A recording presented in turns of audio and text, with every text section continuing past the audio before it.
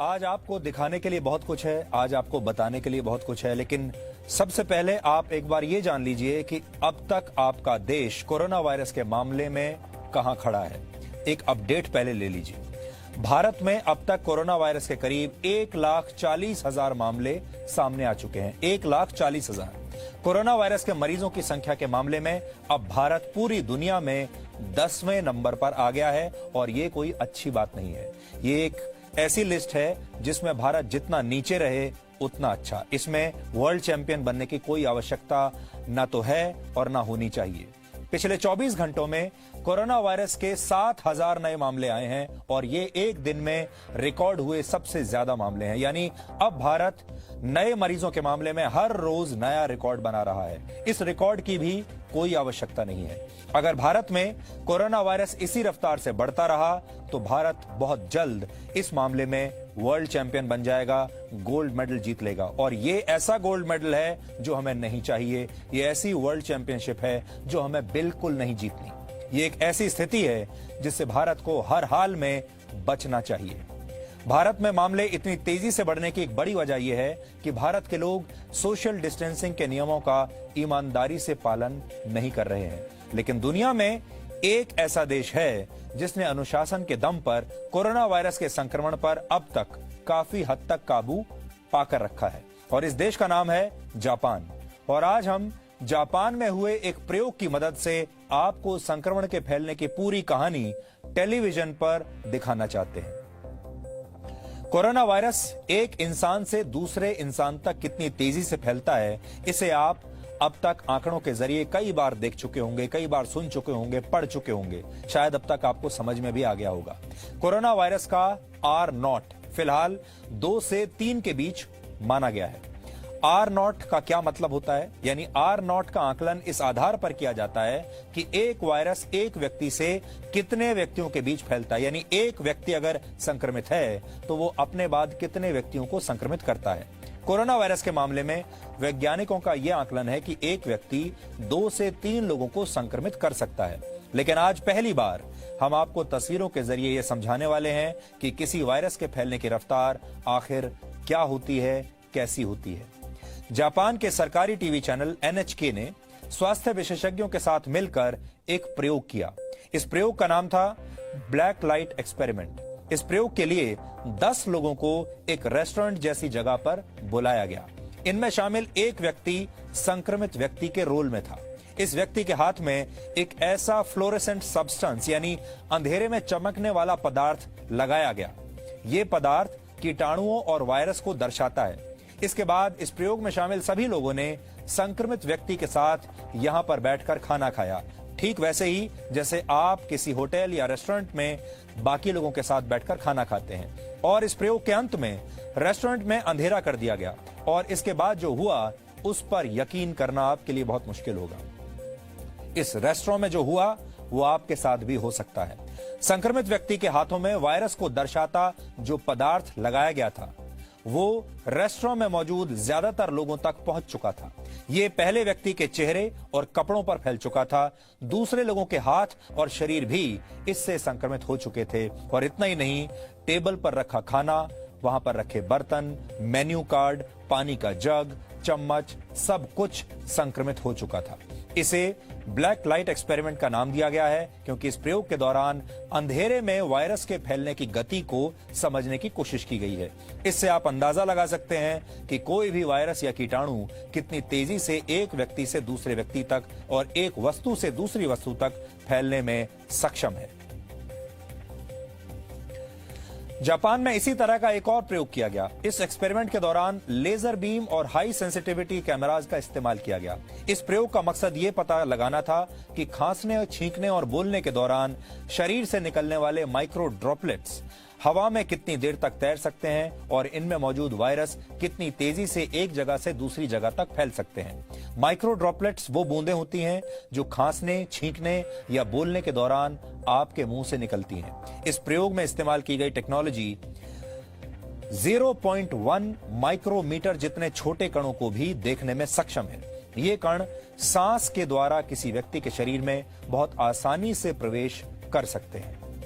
इस एक्सपेरिमेंट की शुरुआत छींकने से हुई और जैसे ही प्रयोग में शामिल व्यक्ति ने छींका, 1 मिलीमीटर के आकार के ड्रॉपलेट्स यानी बूंदें हवा में फैल गई।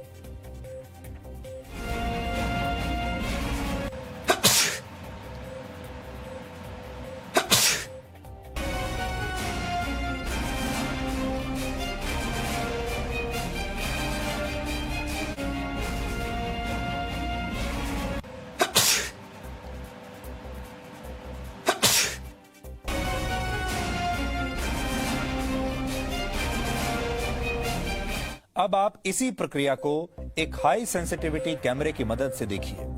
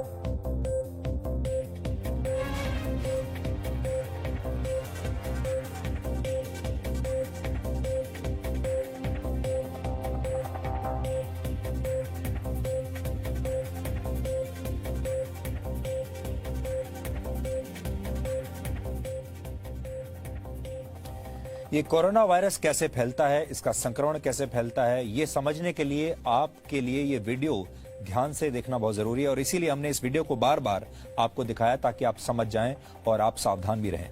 आपने देखा जैसे ही एक व्यक्ति छींका, छोटे छोटे कण हवा में फैल गए। ये सभी कण 10 माइक्रोमीटर से भी छोटे आकार के थे। अब इसी प्रक्रिया को आप एक दूसरे कैमरे के एंगल से देखिए। इसमें भी आप देख पाएंगे कि ये ड्रॉपलेट्स बहुत हल्की हैं और हवा के साथ बहने लगती हैं। ये देखिए।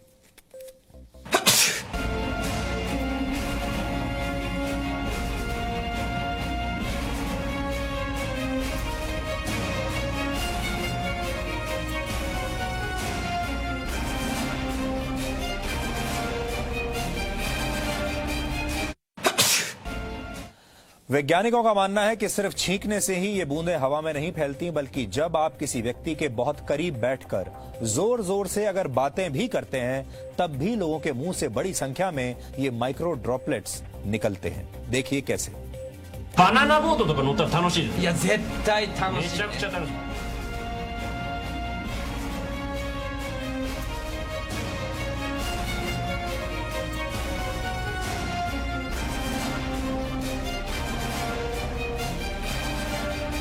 バナナ अब इन दो व्यक्तियों के बीच फैली ये बूंदें हवा में एक ही जगह पर स्थिर हैं और वहां से हटकर दूसरी जगह नहीं जा रही। हालांकि अभी यह पता नहीं लगाया जा सकता है कि वायरस के संक्रमण के लिए कितनी संख्या में इन बूंदों की जरूरत होती है, लेकिन यह तय है कि छींकने या बातचीत के दौरान निकलने वाले माइक्रो ड्रॉपलेट्स एक हद तक वायरस फैला सकते हैं। जहां जगह की कमी होती है, यानी जब आप एक छोटी जगह पर बैठे होते हैं और वेंटिलेशन का अभाव होता है, वहां संक्रमण का खतरा और ज्यादा बढ़ जाता है। इसीलिए सोशल डिस्टेंसिंग की बात कही गई है। इसलिए तस्वीरों के जरिए ये समझिए कि जब एक घुटन भरे छोटे कमरे में जहां ज्यादा लोग मौजूद होते हैं और उनमें से कोई एक व्यक्ति खांसता है, छींकता है या जोर से बोलता है, तो क्या होता है।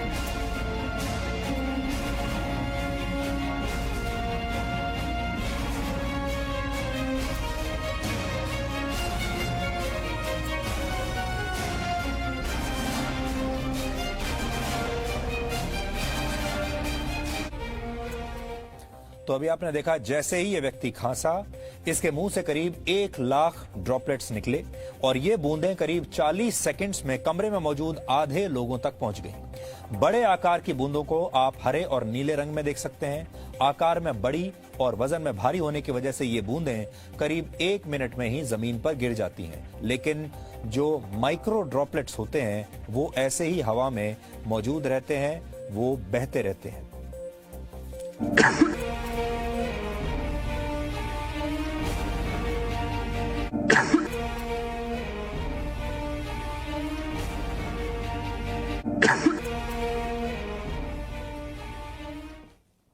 अब इसके बाद क्या होता है ये देखिए। इस व्यक्ति के खांसने के 20 मिनट के अंदर अंदर माइक्रो ड्रॉपलेट्स पूरे कमरे में फैल जाते हैं और उस कमरे में मौजूद लगभग हर व्यक्ति इसकी चपेट में आ जाता है।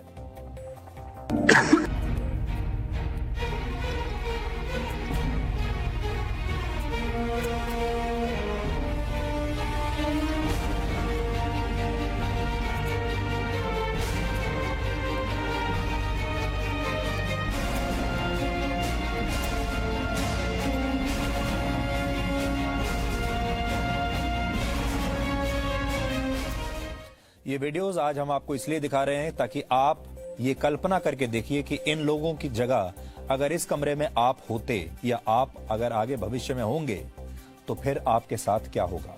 हालांकि इससे बचने का एक तरीका भी है और वो है कि कमरे के खिड़की और दरवाजे खोल देने चाहिए। इससे जैसे ही बाहर की हवा अंदर आती है ये बूंदें हवा के साथ बहकर बाहर निकल जाती हैं। लेकिन अगर आपके घर या दफ्तर में सेंट्रल एयर कंडीशनिंग सिस्टम है तो फिर ये ड्रॉपलेट्स हवा के साथ साथ रीसर्कुलेट होती हैं और रीसर्कुलेट होते होते दूसरे लोगों तक पहुंच सकती हैं और इनमें मौजूद वायरस दूसरों को भी संक्रमित कर सकते हैं। इस तरह के संक्रमण से बचने और दूसरों को बचाने का सबसे सरल और प्रभावी तरीका है अपने चेहरे पर मास्क लगाकर रखना। जब बिना फेस मास्क के आप छींकते हैं या खांसते हैं तो आप संक्रमण को दूर तक फैला सकते हैं। लेकिन चेहरा अगर फेस मास्क से ढका हो तो संक्रमण फैलने का खतरा बहुत कम हो जाता है। और जो हमने आज आपको ये सिनेरियो दिखाया, इसमें अगर आप एक कमरे में मौजूद हैं और अगर दूर दूर भी खड़े हैं, मान लीजिए एक दूसरे से आप 1 मीटर की दूरी पर भी खड़े हैं, यानी सोशल डिस्टेंसिंग का पालन कर भी रहे हैं, तो भी आप बचेंगे नहीं।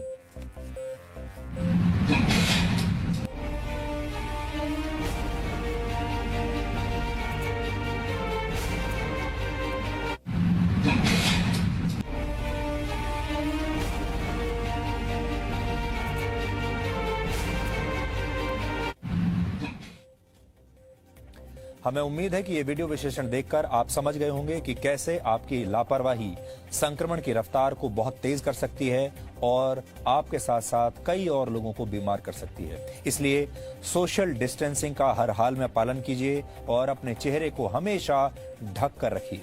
खांसते और छींकते समय अपने चेहरे को रुमाल या किसी कपड़े से ढक लें या फिर फेस मास्क लगाएं और अगर पास में कोई कपड़ा ना भी हो तो फिर आप अपनी बाजू का इस्तेमाल कर सकते हैं और अपने बाजू से अपने नाक और मुंह को उस समय कवर कर सकते हैं। ऐसा करके आप वायरस के संक्रमण को फैलने से रोक सकते हैं और ये भी एक तरीके से आप ये समझिए कि आप अपने आप को भी बचाएंगे और दूसरों को भी बचाएंगे। आज हमने आपको जापान में हुए इन प्रयोगों के बारे में बताया। जापान में ज्यादातर लोग सोशल डिस्टेंसिंग का पालन कर रहे हैं और जापान ने कोरोना वायरस के खिलाफ ये लड़ाई बहुत मजबूती से लड़ी है और हमें आज जापान से सीखना चाहिए। एक बहुत बड़ी वजह वहां की ये भी है कि वहां के जो लोग हैं वो अनुशासन में रहना जानते हैं और यही वजह है कि अब जापान में लगाई गई इमरजेंसी भी हटा ली गई है। जापान में संक्रमण के मामलों में कमी आई है और इसलिए जापान की सरकार ने धीरे धीरे सभी प्रांतों से इमरजेंसी हटा ली है। जापान में संक्रमण की सेकेंड और थर्ड वेव का खतरा अब भी बना हुआ है, लेकिन वहां की सरकार को उम्मीद है कि अगर जापान के लोग ऐसे ही सहयोग करते रहे, ऐसे ही वो डिसिप्लिन्ड रहे, तो जापान में दोबारा इमरजेंसी या लॉकडाउन की नौबत अब कभी नहीं आएगी। जापान उन देशों में था जहां यह संक्रमण शुरुआत में बहुत तेजी से फैला था, लेकिन कड़े अनुशासन की वजह से जापान में अब तक सिर्फ 16,628 मामले ही सामने आए हैं और मृत्यु की संख्या भी 850 के आसपास ही है। भारत भी चाहे, आप लोग भी चाहें तो जापान से सबक लेकर संक्रमण की इस रफ्तार को कम कर सकते हैं और इसे पूरी तरह से भी रोका जा सकता है। ये संभव है।